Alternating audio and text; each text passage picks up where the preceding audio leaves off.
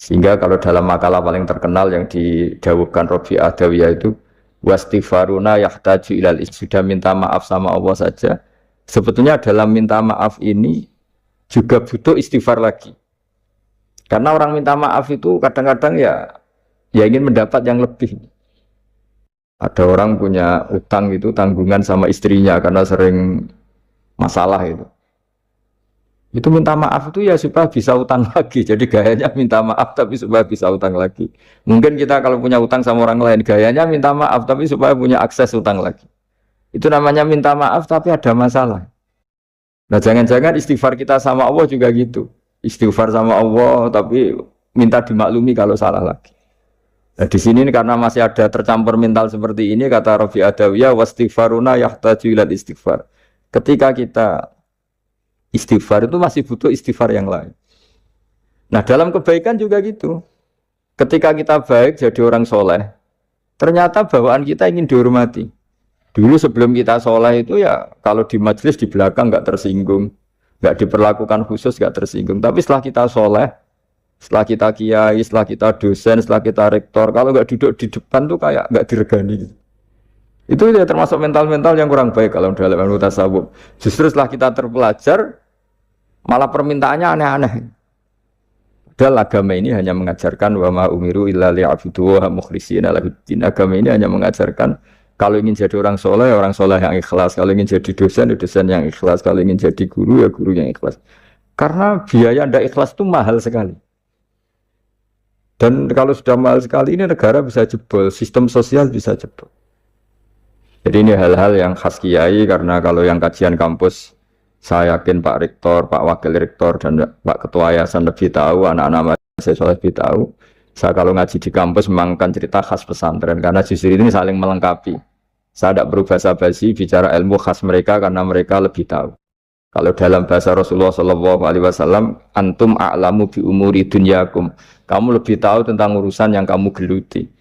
Tapi kalau urusan akhirat, urusan agama mungkin karena kita yang menekuni itu mungkin kita lebih utara ilmu yang saya utarakan hari ini, sore ini bahwa orang soleh sendiri itu sebetulnya nanti masih ditanya sama Allah tadi. Kenapa kamu nyembah saya? Karena ingin masuk surga. Kenapa kamu nyembah saya? Takut neraka. Lalu kamu tidak hormat saya, kata Allah. Ketika saya tidak bikin surga, tidak bikin neraka. Akhirnya mereka sadar bahwa ibadah itu harus murni karena Allah SWT. Bukan karena takut masuk neraka, juga bukan karena ingin masuk surga. Ya sama seperti kita mencintai anak kita, yaitu sebagai karena anak kita. Jangan karena anak kita ringkeng satu, anak kita kumplot. Lalu terus kita membiarkan anak kita saat ada anak kelas. Toh tetap anak kita. Saya mencintai suami saya karena dosen penghasilannya banyak. Lalu suatu saat kalau ada masalah di PHK atau ada masalah terus tidak suami kami. Makanya di sini agama itu sangat menyarankan kesejatian. Jadi dia suami kita, dia anak kita, apapun kondisinya. Nah kira-kira gitulah. Ikhlas itu kira-kira seperti itu. Jadi jangan sampai alasan-alasan yang bersifat materialistik itu yang menjadikan kita mencintai istri karena cantik, mencintai suami karena hasilnya besar. Suatu saat kalau itu berubah, kita akan masalah. Di sini agama menyarankan ikhlas, ikhlas, ikhlas. Makanya semua kitab di khazanah kita dimulai bab niat. Bab niat, niat itu begini. Sehingga ada seorang yang tanya, kenapa ahli surga masuk surga selamanya? Padahal amalnya paling banter 80 tahun. Tetapi kenapa ahli neraka akhirnya masuk neraka sampai selamanya? Padahal kalaupun dia bejat hanya 80 tahun. Itu dijawab oleh ulama-ulama. Orang mukmin itu berkomitmen akan iman, andikan hidupnya selama-lamanya. Sehingga dibalas dengan masuk surga selama-lamanya. Sementara orang yang fasik, yang berbuat hanya mengumbar nafsu, bayangan dia kalaupun hidup 1000 tahun ya akan begitu terus. Dan dia ketika mati dengan status dia berencana andaikan sehat maksiat terus. Karena punya rencana seperti itu diganjar neraka yang selamanya. Maka saya mohon niat ini juga yang harus mengilhami para rektor, para dosen. Andaikan sudah ada jabat pun tetap berkomitmen pada institusinya, pada yayasannya. Jangan kalau jabat serius, kali jabat malah ganggu. Ya, itu nggak boleh. Harus. Saya sendiri juga gitu. Saya populer apa enggak, saya keren apa enggak, saya akan berkomitmen tetap mengkhidmati agama. Nah, dengan seperti itu berarti sudah biniyatin solihatin, punya niat yang baik. Saya kira demikian karena memang suasananya apa masih pandemi, tapi ya tetap terima kasih meskipun lewat virtual, tapi saya mohon sekali komitmen ikhlas ini dan tawadhu ini. Karena bernegara itu kalau negara mungkin jaganya kan lewat tentara, lewat polisi, lewat institusi, lewat aturan-aturan itu semua orang supaya merasa tertib. Tapi kita sebagai kiai, tertib itu dimulai cara tawaduk tadi. Karena kita tidak merasa paling benar, sehingga hubungan dengan siapapun kita akan baik. Tapi kalau sudah orang merasa benar sendiri, bahkan saya dengan anak saya itu ya sering takut. Ya karena jangan-jangan benar anak saya. Saya berkali-kali cerita di mana-mana, bapak saya itu kalau ada santri sedang guyon mau manggil itu gak jadi. Padahal beliau ingin memerintahkan untuk urusan apa? Alasannya bahagia itu mahal, sehingga kalau saya jadi manggil ganggu bahagianya santri ini. Saking tawaduknya bapak saya. Bahagia itu mahal. Jadi kalau saya manggil pas dia bahagia mengganggu. Padahal bapak itu kiainya. Jadi orang dulu kearifannya tawaduk itu sampai dengan santrinya, dengan anaknya. Itu tawaduk. Dan ini yang menjadikan kita semua baik-baik saja ya karena tawadhu. Makanya orang kuno dulu itu kalau nasihati anaknya mau merantau itu mesti yang enggak lupa itu jolali sholat sampai wong sing apik, sing tawadhu, sing ngalah. Saya mohon kearifan ini dijaga karena kita bernegara ini sampai merdeka ya barokahnya kearifan leluhur. Kita sudah menikmati kemerdekaan sedemikian rupa itu kenapa bangsa ini bisa lolos dari penjajahan?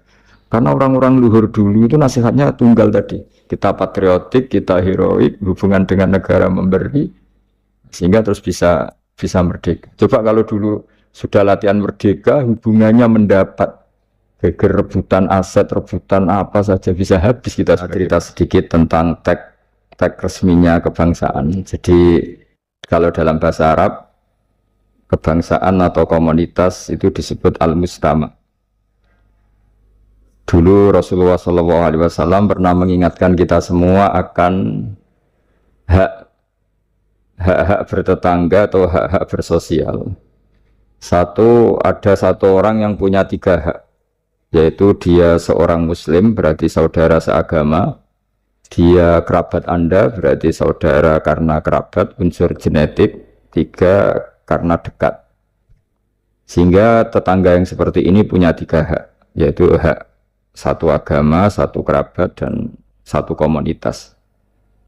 Kedua yang punya 2 hak, yaitu dekat dan seagama tapi tidak keluarga.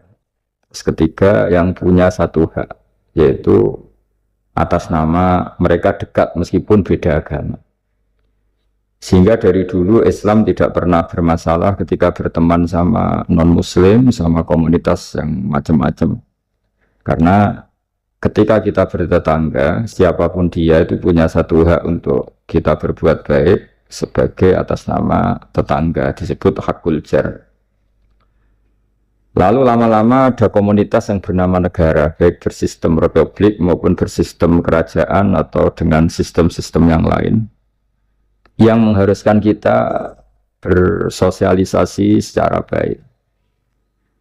Nah lalu yang jadi ciri khas pesantren, ciri khas khazanah ulama adalah berbuat baik sama orang lain itu gampang.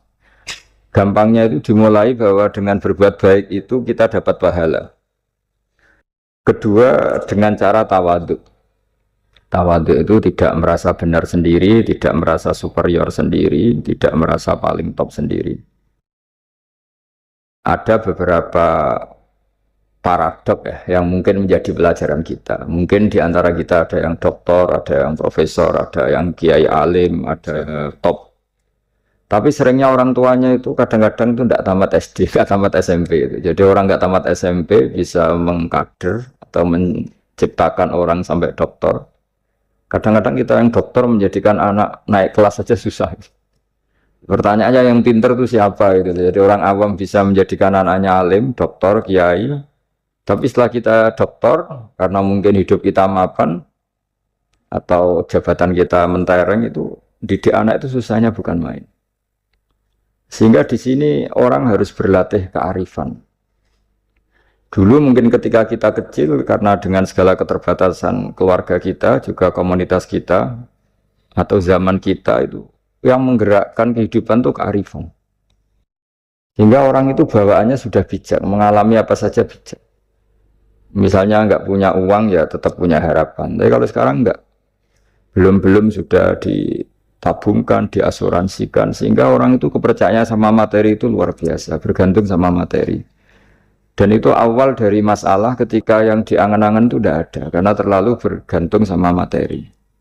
Jika kita yang nekuni dunia ulama, nekuni dunia fikih, kita terus belajar bahwa orang-orang top itu dilahirkan dari kearifan, bukan dari hal yang bersifat materi. Kearifan ini penting. Saya beri contoh dulu. Ada orang itu kholi itu dalam bahasa Arab artinya preman. Dia preman sekali. Ketika Nabi Isa jalan-jalan dengan Hawariyin, kaum-kaum pilihan, bawaannya orang soleh itu mulai dulu itu menarik, meskipun bagi orang yang tidak soleh. Jadi saya ulang lagi, bawaannya orang soleh itu auranya menarik, meskipun bagi yang tidak soleh. Singkat cerita, preman ini spontan ingin bergabung derekno Nabi Isa dan Hawariyin ini. Tapi apa yang terjadi? Si Hawari ini, pendereknya Nabi Isa itu mempercepat jalannya karena beliau nggak mau sejajar dengan preman tadi. Si preman melambatkan jalannya karena nggak ingin setara atau segaris dengan yang Hawari, karena merasa tidak soleh. Masa orang tidak soleh kok jalan bersama orang soleh? Itu merasa nggak pantas. Lah yang Hawariin merasa ingin cepat karena angkuhnya, nggak ingin jajar orang preman. Itu juga Allah memberi wahyu kepada Nabi Isa. Wahai Isa, bilang ke santri kamu itu yang orang Hawariin, semua kebaikannya saya hapus. Dan bilang sama yang preman itu, semua keburukannya tak hapus. Yang satu dihapus kebaikannya karena angkuh, yang satu dihapus kejelekannya karena tawadu.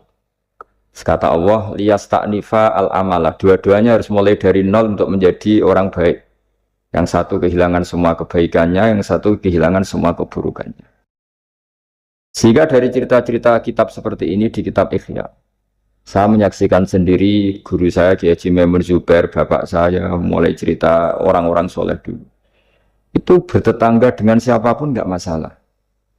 Karena ada orang yang sedang fasik, sedang preman, sedang itu dibahasakan sedang itu nggak ada jaminan kalau berakhir dengan seperti itu.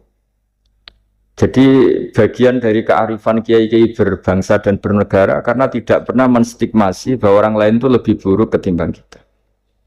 Sehingga ya kita nyaman saja. Nyaman berteman siapa saja karena kita tidak pernah punya perasaan lebih baik. Nah di sini kenapa para kiai itu fleksibel berteman berbagai kelompok, karena tidak pernah merasa lebih baik. Atau dalam bahasa terkenalnya disebut tawadhu. Jadi ketika orang merasa lebih baik, maka akan ada keangkuhan ini melahirkan sentimen ini lama-lama menjadikan sosial yang nggak sehat, bisa chaos. Nah dari pelajaran itu, akhirnya kita cara bernegara, kita cara bersosialisasi itu ya nyaman-nyaman saja. Karena Allah Ta'ala itu membuat status sebenarnya itu di akhir. Disebut husnul khotimah atau su'ul khotimah. Jadi banyak dicerita orang-orang dulu, orang yang nyantri dari awal niat nyantri, nggak jadi wali.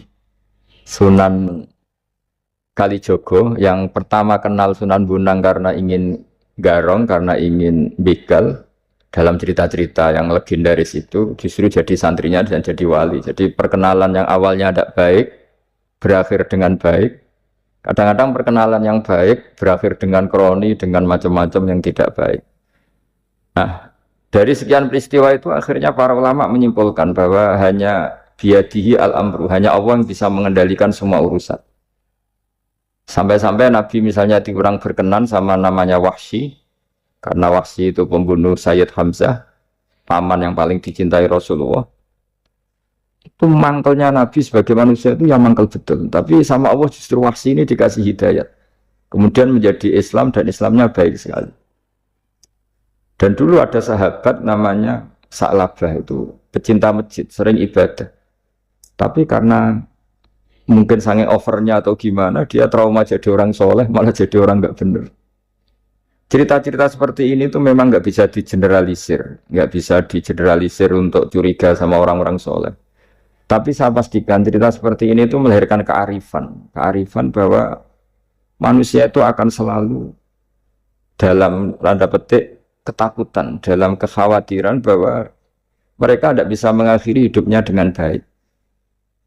Sehingga di sini melahirkan kearifan, dan dari kearifan itu kita bernegara itu akan baik, karena kita tidak mungkin menstigmasi kelompok lain itu sangat buruk atau sangat bahaya atau ancaman, karena kita sama-sama punya kearifan untuk berkawan bersosialisasi. Dalam kitab-kitab yang saya baca, ini karena acara kampus, muhasabah yang sebenarnya itu ya dimulai dari hal-hal seperti ini.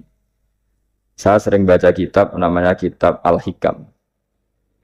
Itu beri satu pemikiran besar bahwa yang kita kira baik itu ya orang lain itu. Jadi kiai-kiai kecil itu kan lakunya itu ya di acara-acara kecil itu. Ya kalau kiai besarnya datang pasti ini enggak keduman itu. Jadi acara manakipan kok kiai besar datang, wong jadi lakon itu benda ada acara gitu saja kok yang besar datang pasti jadi tidak laku itu. Ada acara seminar di SMP kok yang datang rektor Unifek itu kan terus enggak payu yang narasumber kecil-kecil itu. Jadi dibalik datang yang niatnya merakyat justru menutup atau memahjubkan orang-orang yang harusnya jadi aktor di situ. Itu kan ibarat kita bikin toko besar di daerah-daerah tertinggal. Niatnya baik supaya daerah itu maju, kebutuhannya terpenuhi. Tapi ini yang retail-retail kecil menjadi terancam. Nah di sini terus ada kearifan dalam kitab hikam yang dijelaskan itu. Manusia itu siapa? Manusia itu orang yang saat baik saja itu ada jeleknya, apalagi saat jelek. Dulu bapak saya sering guyon itu, kalau ada imam masjid istiqomah jadi imam terus, sampai tua jadi imam tuh. Kan seringnya dipuji istiqomah. Tapi kata bapak saya itu, karena dia istiqomah itu tidak ada kader, sampai orang lain frustasi jadi imam. Jadi di balik istiqomahnya ini sebetulnya memahjubkan sekian kader imam gitu. Karena terus orang lain jadi imam nggak berani gitu. Dan akhirnya nggak ada kaderisasi.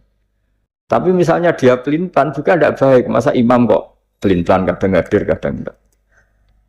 Orang yang terlalu mencintai istri juga gitu. Kalau terlalu harmonis pasti ibunya terancam, saudara-saudara keluarganya terancam, sehingga hubungan sosialnya dengan keluarganya kurang baik. Begitu juga dengan teman-temannya. Tapi kalau agama menyarankan dengan istri yang mesra juga keliru, masa menyarankan begitu. Tapi kalau terlalu mesra pasti hak-haknya yang lain terganggu. Nah ini yang disebut muhasabah. Muhasabah itu kata kitab hikam, kita harus mengevaluasi bahkan dalam hal-hal yang baik. Termasuk dalam kitab itu dijelaskan bahkan minta surga saja atau minta neraka itu ya kadang-kadang kurang baik. Bukan karena mintanya yang kurang baik begini. Orang soleh, ini cerita orang soleh. Nanti orang-orang yang soleh itu kalau ketemu Allah itu masih digojlok lah, masih agak-agak disalahkan gitu. Kenapa kamu ibadah terus itu? Gusti karena saya ingin masuk surga gitu. Yang satu ditanya, kenapa kamu ibadah serius? Karena saya takut masuk neraka gitu. Akhirnya Allah ngendikan masyhur itu dalam hadis. Laulam akhluk jannatan wala naron alam akun ahlan an uto'a. Lalu andaikan saya tidak bikin surga atau neraka, lalu kamu tidak nyembah saya. Berarti kamu nyembah saya karena saya bikin surga, saya bikin neraka. Andaikan saya tidak bikin surga atau bikin neraka, berarti kamu tidak nyembah saya. Kaget orang soleh ini. Padahal Allah selalu Tuhan meskipun tidak bikin surga dan tidak bikin neraka. Tapi orang bisa baik itu karena dimotivasi ada surga dan neraka. Tapi andaikan kita menyembah Allah karena surga karena neraka, problemnya lalu kalau Allah tidak bikin surga apa neraka, apa kita terus tidak baik? Tidak menyembah Allah. Sehingga kalau di Quran itu ada fattakun nar, tapi ada fattakun ya ulil albab. Takutlah kepada saya kalau kamu punya akal. Jadi takutnya bukan kepada tidak masuk surga atau takut masuk neraka, tapi takutnya pada Allah Subhanahu wa ta'ala. Begitu juga hubungan kita dengan istri. Tidak muji istri itu gimana? Kita misalnya ditanya, kenapa kamu mencintai istri kamu? Karena dia cantik, karena dia baik. Sebenarnya kalimat itu bahaya. Bahayanya adalah berarti suatu saat Mas Aun Esrayu kira seneng aku. Tapi kebetulan rata-rata istri ini diomongin gitu tuh bangga. karena dipuji cantik. Padahal sebenarnya ini masalah. Kalau mencintai karena cantik, suatu saat pasti tidak cantik. Artinya apa? Apapun pilihan kata kita, sebenarnya ada banyak masalah. Karena tadi, menurut kitab hikam, manusia itu siapa? Orang yang saat baik saja itu ada jeleknya. Kalau kamu mencintai seseorang karena dia baik, berarti suatu saat kalau tidak baik, kamu tidak cinta. Bukan karena kemanusiaan. Kalau kamu menyembah Allah karena surga, andikan Allah tidak bikin surga, berarti kamu tidak menyembah Allah.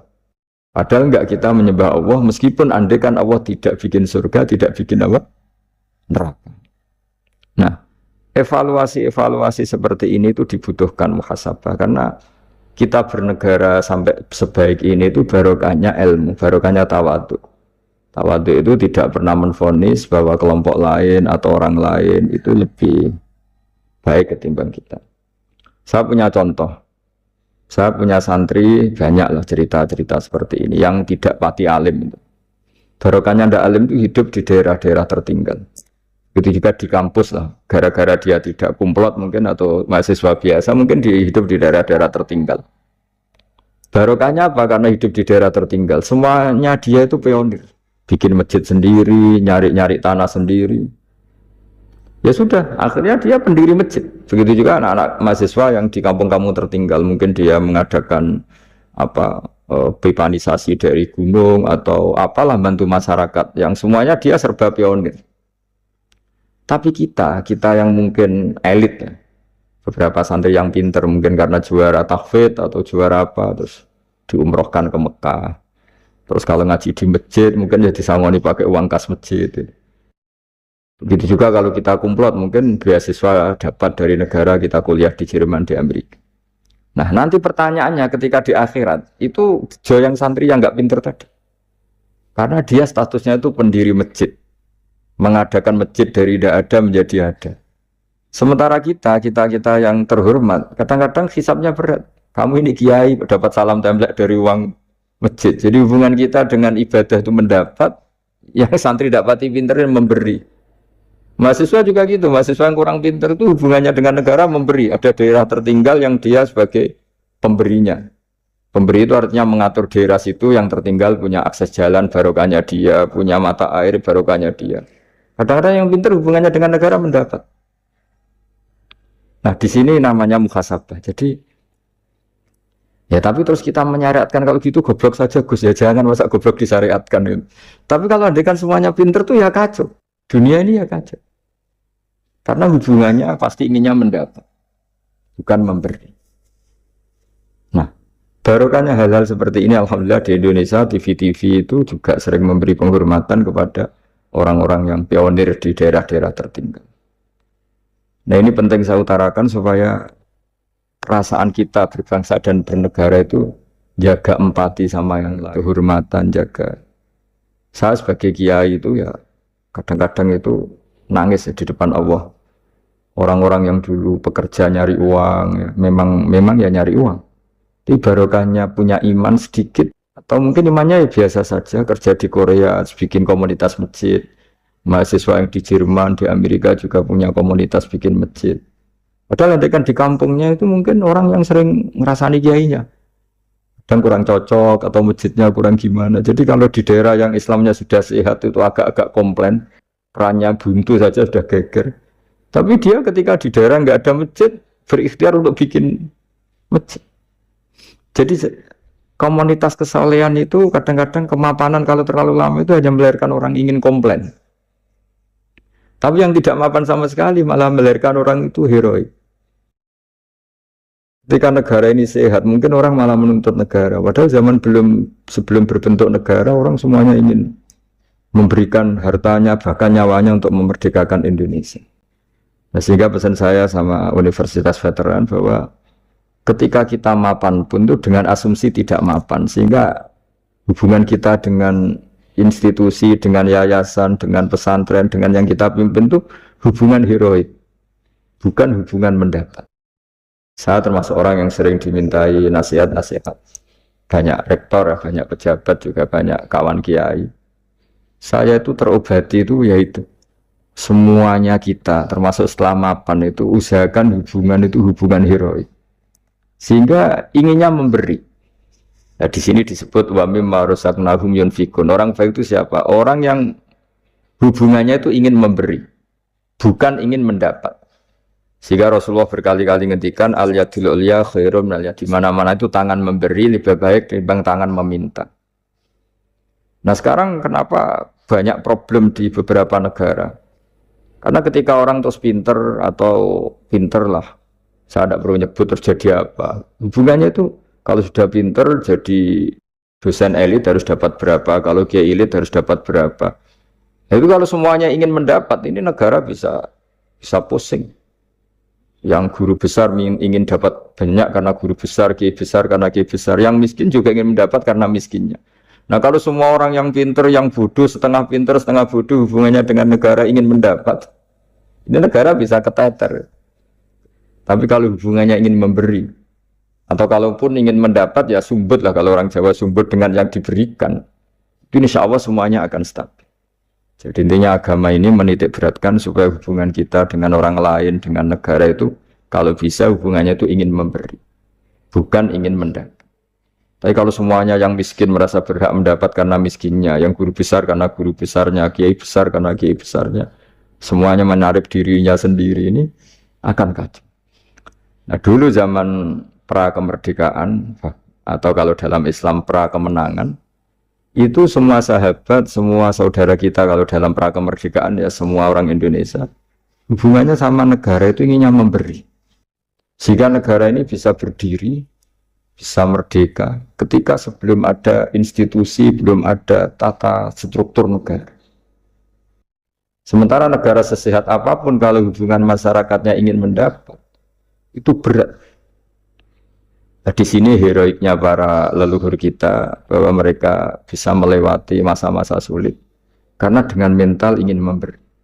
Ya memberi apa saja, entah pikirannya, entah keuangannya, bahkan kalau dulu nyawa. Saya kira demikian. Assalamualaikum warahmatullahi wabarakatuh.